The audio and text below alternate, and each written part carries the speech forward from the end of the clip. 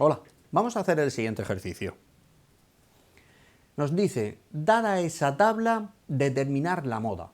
Observar que en este caso no tenemos datos discretos, sino que tenemos intervalos de clase. Y en esos intervalos nos están pidiendo con cierta frecuencia que determinemos cuál sería la moda.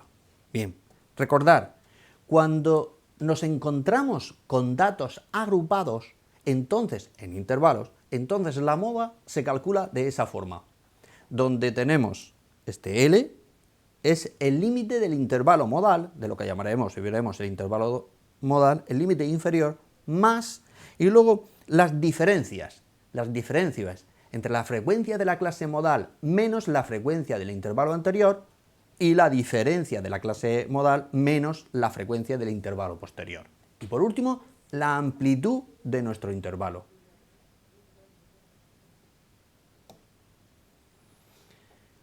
¿Qué es lo primero que hacemos? Calcular el intervalo de moda. Entonces, observar qué buscamos. Dentro de los intervalos el de mayor frecuencia, en este caso 18. Ese va a ser nuestro intervalo moda.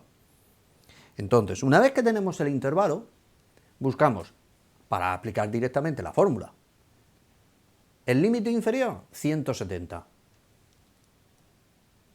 ¿Quién hace referencia a D1? D1 es la frecuencia de la clase modal menos la frecuencia del intervalo anterior a la clase modal. Es decir, 18 menos 6 igual a 12. Ya tenemos D1. Ahora, ¿quién sería D2?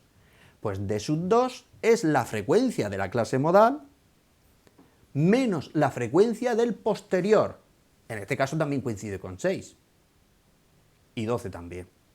Y por último, la amplitud. ¿Quién es la amplitud? La diferencia entre los intervalos. Perdón, la diferencia entre los extremos del intervalo. En este caso, 175 menos 175. Lo único que tenemos que hacer es sustituir para encontrarnos quién sería la moda.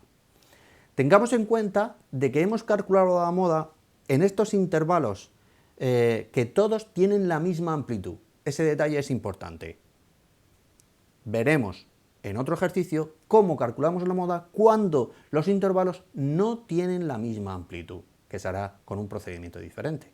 Pero eso ya lo veremos en otro ejercicio. Gracias.